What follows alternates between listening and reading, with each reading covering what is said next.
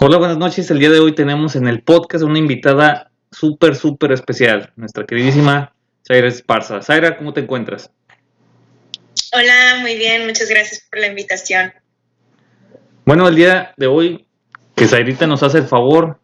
Zaira, antes que nada, preséntate. ¿Quién eres? ¿Qué haces? ¿Qué no haces? ¿Qué tanto haces de las- los grandes proyectos y todas las cosas que has estado haciendo en los últimos 2, 3 años? Bueno, pues soy estudiante del doctorado en ciencias en el Instituto de Ecología en Jalapa y estudio el tráfico de primates en México. También hago música, pues más enfocada al R&B y hip hop. Y pues bueno, tengo en puerta un proyecto sobre un documental de tráfico de vida silvestre. Wow, qué interesante, qué interesante. Me gustaría que esta entrevista o este podcast o esta platiquita la fuéramos abordando de una manera estructurada y que a partir de ciertos temas saquemos los hilos para llegar a los temas principales. Primero que nada, te enfocas en monos. Eres bióloga, eres maestra y actualmente estás en el doctorado. A ver, platícanos poquito cómo es pasar de la licenciatura al doctorado y cómo te has ido enfocando especialmente en los primates que tenemos aquí en México. Sí, bueno, pues yo no sabía que iba a estudiar un doctorado, más bien fue como el amor por la biología que me fue llevando a eso.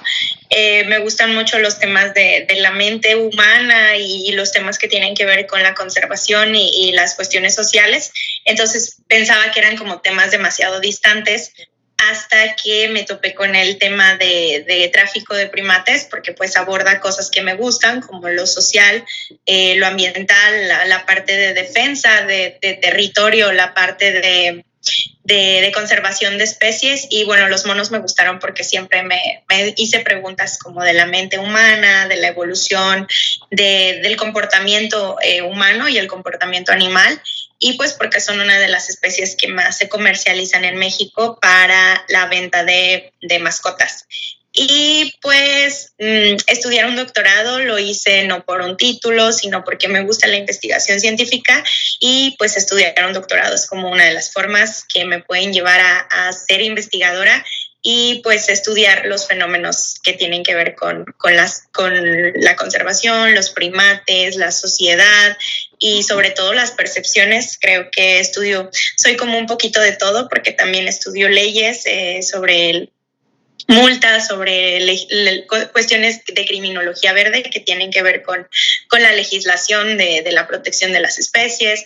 Hago un poquito de antropología también, porque pues veo las percepciones de las personas, que los motiva a tener un mono como mascota, que los motiva a cazar, por ejemplo, y pues básicamente es como conjuntar todas las cosas que me gustan en una sola. Qué interesante es esto. Oye, y sobre esta misma línea, ¿cuáles han sido los retos principales durante la maestría y ahora en el doctorado? Obviamente, sabemos que investigar el tráfico animal tiene sus riesgos, dado que todo esto se maneja como en el mercado negro y es un activo que mueve muchísimo dinero y muchísimas influencias, porque hablamos de que no solamente está coludido las policías locales, las mismas gentes del pueblo y el cliente final que lo compra, sino es toda una red como entre corrupción y el tráfico lo que abarca eso. Entonces, no sé, ¿qué retos principalmente afrontaste durante la maestría, durante el campo y ahora en el doctorado?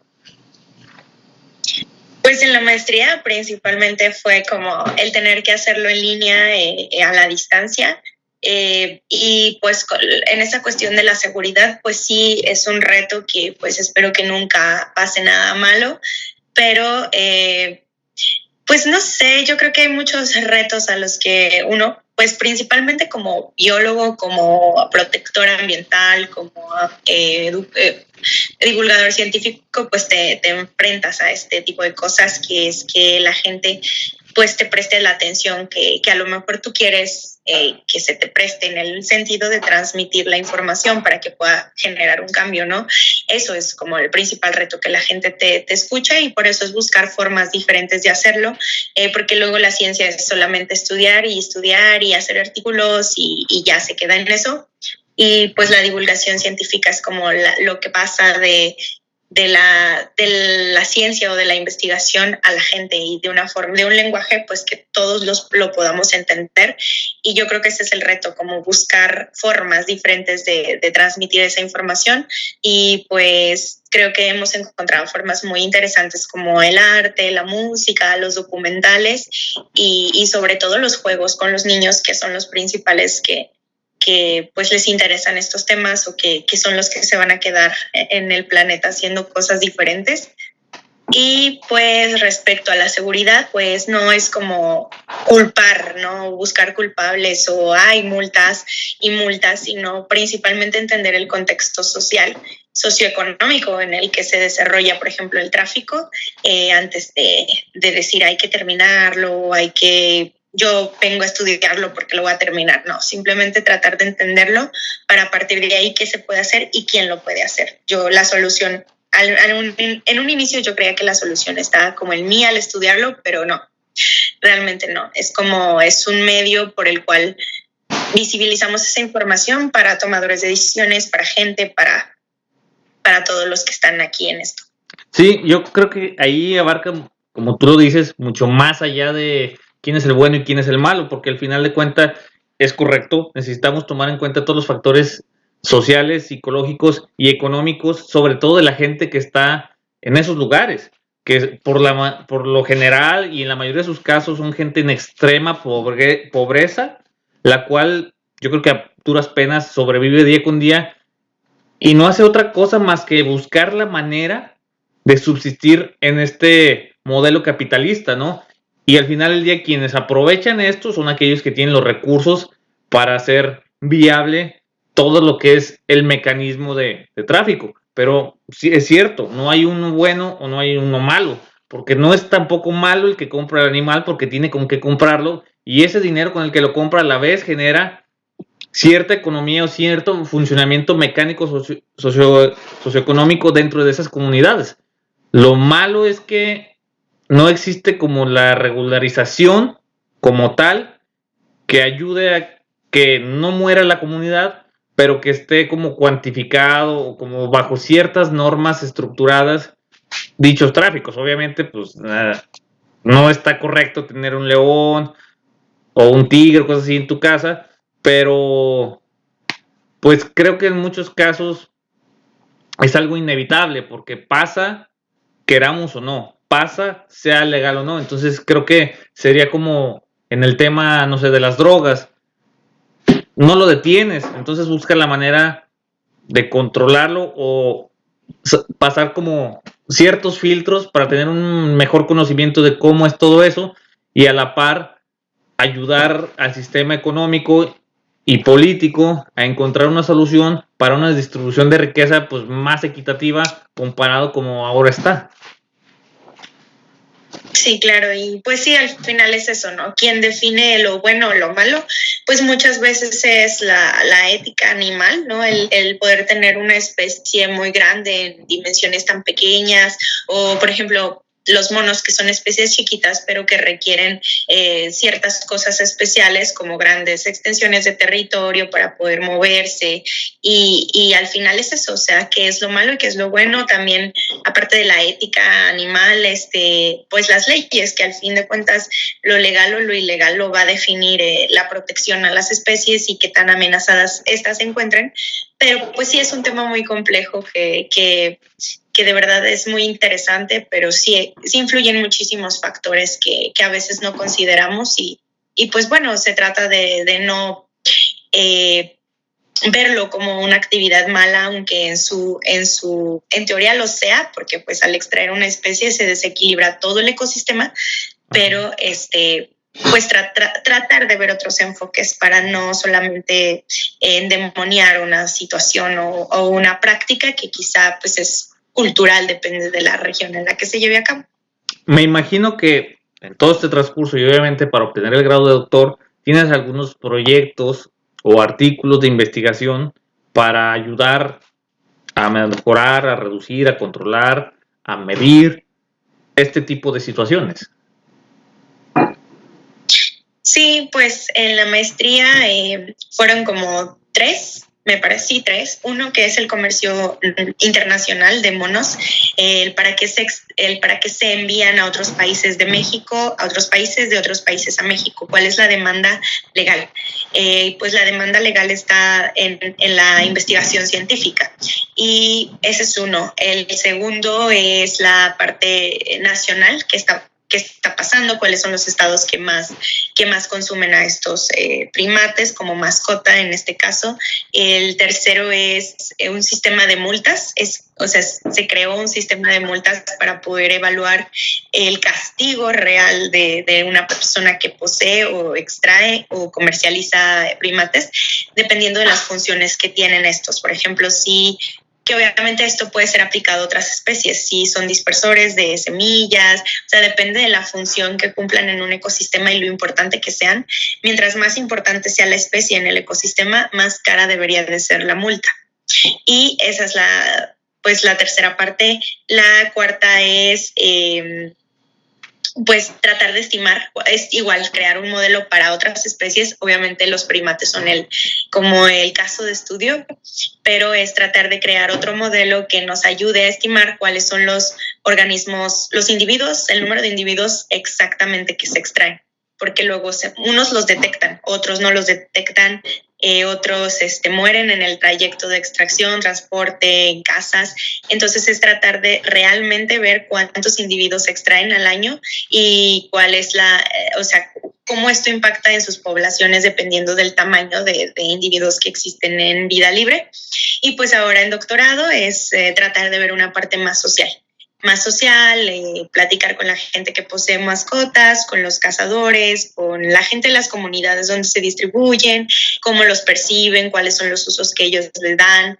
Es una cuestión más de percepciones, de motivaciones, pues sí, como la psicología o la antropología dentro de esto, más aparte la cuestión de los zoológicos, cuál es el papel de los zoológicos dentro de este rescate y el papel de las instituciones, cuál es el combate, cómo actúan, si tienen que ver los presupuestos de Semarnat, porque pues los recursos han disminuido para todos los sectores, salud, para todo, y cómo esos recortes en el combate, por ejemplo, de drogas o en el combate del tráfico de vida silvestre han impactado en que no se tomen en cuenta denuncias, en que no se tomen en cuenta operativos, etcétera. Hay pues una parte del documental, el documental como es una estrategia de conservación que le ayuda a la gente a ver este tema de una forma diferente. Fíjate que qué interesante es porque en la maestría te enfocaste como en números, en cuantitativo, en cualitativo, en todo aquello que te genera un modelo que puedas aplicar al sistema real. Y ahora en el doctorado estamos hablando que estás tomando en cuenta la parte social, política, económica, ética y moral. Y en este entorno me gustaría saber, y mi opinión es más bien, una de las medidas que podríamos tomar es cambiar, como en todo, nuestra cultura. Es decir, empezar como lo haces, o como he conocido que lo has hecho, a inculcar una nueva forma de respeto, de tratar, de que no son juguetes desde los más pequeños, para que quizá no en esta generación de nosotros, quizá no en la próxima, pero en una generación 5 o 10 años después tengan otra cultura, así como hoy en día hemos roto con los estigmas del trabajo, de las relaciones y este tipo de cosas, quizá en 1 o 2 generaciones cambie también esa percepción en torno a los animales. Y en este hecho quiero preguntarte qué proyectos sociales tienes. Yo me acuerdo que, por ejemplo, aquí en Zacatecas tenías Estación Verde, que no solamente era la venta de artículos ecológicos, sino pasó a ser mucho más allá de una simple venta y empezaste a dar como talleres, como cursos, como tipo conferencias, como bazares, donde había eventos que realmente te inculcaban, que realmente te inculcaban, a ti como asistente, a tener otra perspectiva sobre ese tipo de temas. Sí, pues es muy interesante porque justo estamos hablando del tráfico, pero esa es una mínima parte de la labor que hay en la conservación de las especies. Es un tema solamente, es una problemática, pues. Los primates es un grupo, pero existen otras problemáticas que también he estado abordando a lo largo de los años con asociaciones como Estación Verde, como que en Estación Verde nos enfocábamos un poquito más como en esta cuestión de los residuos y de la basura. Luego estuve en Biosfera, bueno, estoy en Biosfera, que es una asociación también igual de Zacatecas, en donde también es parte de los residuos, que es como la labor de trabajar en problemáticas ambientales a través de la sociedad, ¿no? Porque pues no vas a defender los territorios o no vas a defender el medio ambiente o como dicen, ¿no? Salvar el planeta si no estás trabajando con la gente, que al final el cambio de perspectiva o de actitudes de la gente es lo que va a determinar si se va a llevar a cabo la conservación o el cuidado de los recursos, ¿no? Y, por ejemplo, en Biosfera trabajamos mucho con la parte de la basura, también con la parte de limpieza, o sea, es la reparación de daños, pero también es la prevención de estos mismos, ¿no? Es como, sí, vamos a ir a recoger basura, sí, vamos a ir a limpiar cerros, sí, vamos a plantar árboles, pero también vamos a hacer como la labor de prevenir ciertas cosas trabajando con la gente a través de arte, de murales, de música y pues bueno, también otros proyectos que tengo es en mi grupo de estudio de primates que pues se están enfocando en cosas ya mucho más grandes, que yo ahorita no he estado metida en eso porque había estado en Zacatecas, pero pues también tienen estos proyectos de estudiar a los monos en diferentes, por ejemplo, está la minería, ¿no? Y cómo la minería o los metales pesados les afectan a ellos, que al final tiene que ver con los humanos, porque también a los humanos les va a afectar. Otros proyectos en donde están moviendo a los monos de unos hoteles en Playa del Carmen que conviven de cerca con la gente a moverlos a un espacio donde no estén tan llenos de gente. El podcast que se llama Monos en las Ramas, donde hacemos divulgación científica, que aunque ahorita está un poquito parado, pues ahí estamos los documentales, que pues yo voy a tratar de hacer un poquito más en esa labor que me gusta mucho. Creo que descubrí uno de mis nuevos pues sí, de mis pasiones. Nuevas cosas que me gustan, una de mis nuevas pasiones, que es la parte audiovisual, videos musicales, docus, cortos, lo que sea, pero que tenga que ver con esta parte de producción, dirección, edición de videos, también es una de las cosas que creo que pueden ayudar a visibilizar no solamente las cuestiones ambientales, sino ya me gustaría también hacerlo en cuestiones sociales, pues sí, en cuestiones sociales. Fíjate, qué bueno que tocas el punto del podcast, porque o sea, al final del día creo que cada persona que tenemos un podcast lo creamos con una intención, directa o indirectamente, la cual por lo general es ayudar a otros, ya sea a cambiar de puntos de vista, ya sea a aprender cosas nuevas, ya sea a tomar en cuenta otros factores que normalmente no tomamos en cuenta, etcétera. Y en este caso, no sé, creo que yo escuché algunos podcasts de Monos en las Ramas y me parece increíble la forma en la que abordan temas complejos de una manera tan sencilla que, número uno, no se hace aburrido el podcast y número dos, realmente entiendes el mensaje que se quiere dar a través de, lo cual es magnífico, más allá de la calidad, de la producción y todo es el mensaje que transmites. Y yéndonos a esto, ahora quisiera cambiar un poquito de ruta y quiero que me platiques cómo fue esa transición, porque primero fue el podcast y yo creo que después de ahí nació la Sai Esparza, que hoy conocemos como cantante. ¿Cómo fue el cambio o qué te inició para comenzar a cantar? Ok, bueno, pues desde chiquita me gusta cantar, siempre me ha gustado y ha sido como una de mis formas de terapia.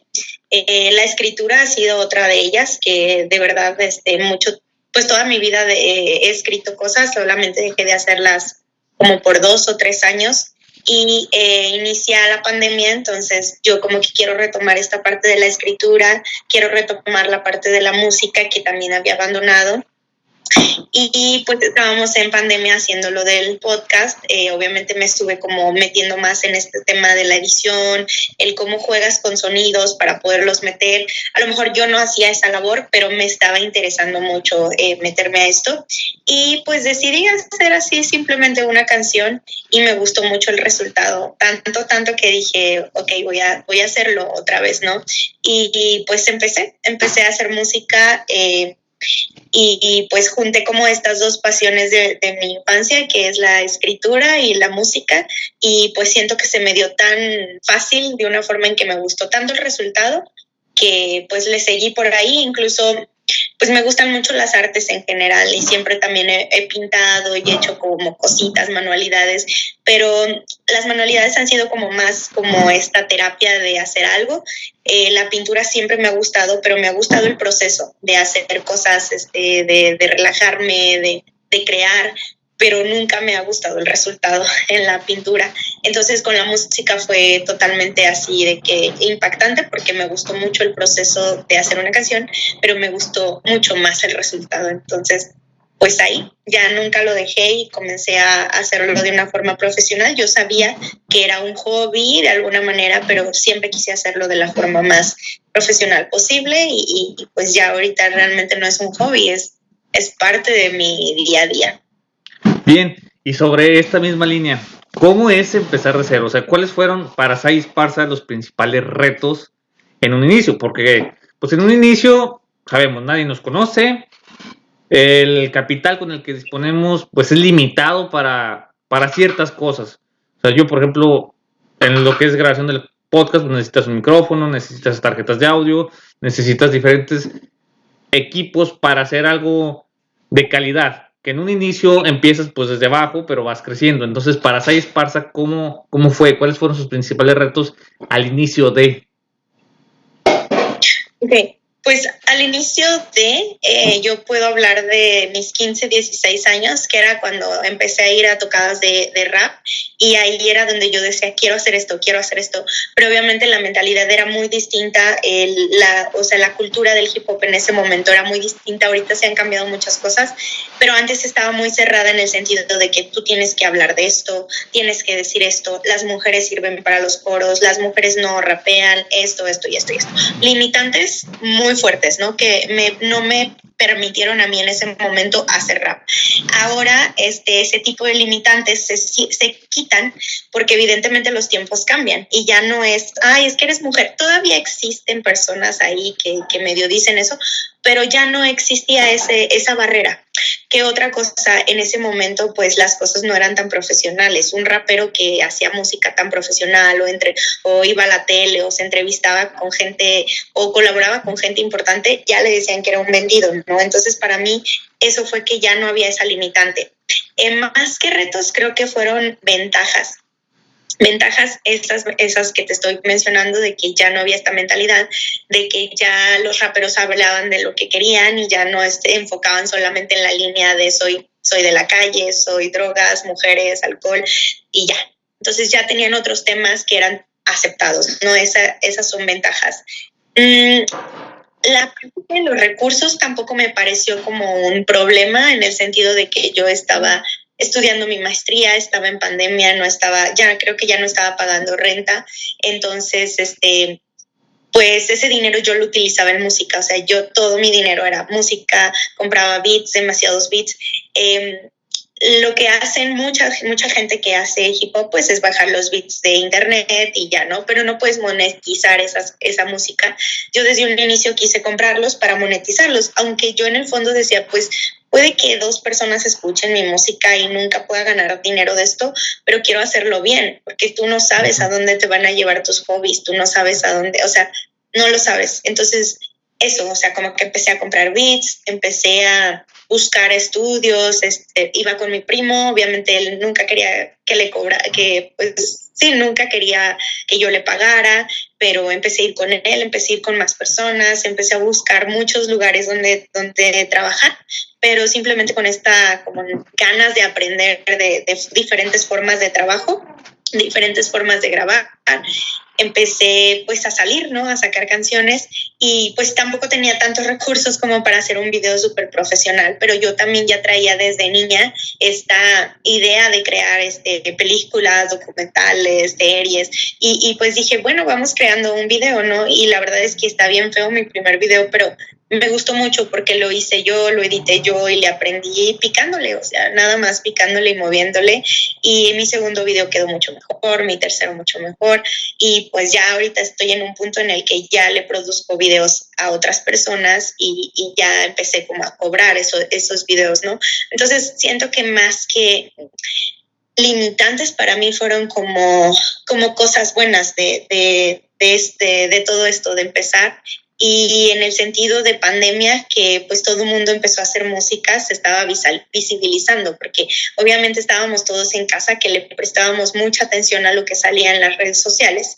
Entonces, pues de repente sale una morra que aquí en Zacatecas no era tan común en ese momento y empieza, o sea, como a ver respuesta de la gente, comienza a ver eventos y me empiezan a invitar y pues de un evento me invitaban a otro y así, o sea, como que les gustaba lo que yo hacía y eso como que me llevó de repente a un lugar que ni siquiera yo me la creo, ¿no? Entonces, pues me gusta y creo que ha sido como muy bueno.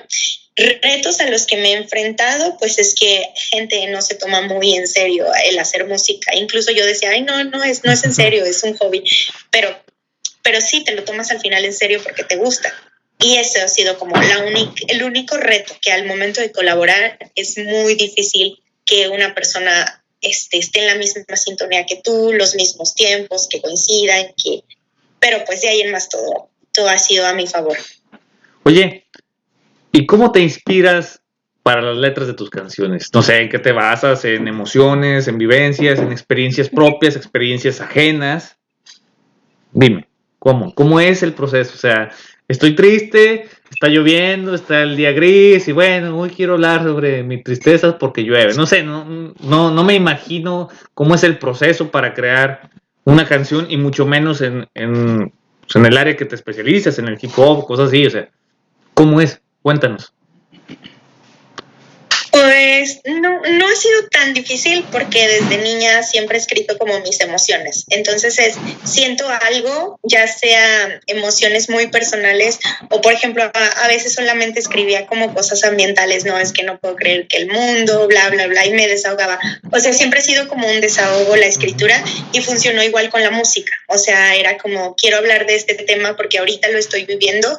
Y una vez, por ejemplo, no sé cómo terminé viendo un video en YouTube de asesinos seriales y yo como que en ese momento estaba muy metida como en la psicología, ¿no? Me interesaba mucho, estaba como en este tema de las percepciones y dije, a ver, vamos a ver qué piensa un asesino, ¿no? Y lo vi y me quedé tan traumatizada que no quise salir y pues hice una canción a partir de eso, o sea, a partir de mi miedo, a partir de cómo funciona la mente de una persona así. Y cuando hablo como de temas sociales, porque me gusta mucho meter la protesta dentro de mi música, cuando hablo de temas sociales, pues son cosas que estoy viviendo en el momento. No es como que, ay, voy a tomar un tema que está sucediendo en el mundo. No, sino probablemente tomo un tema que esté sucediendo en el mundo, pero un tema que me haga a mí sentir algo.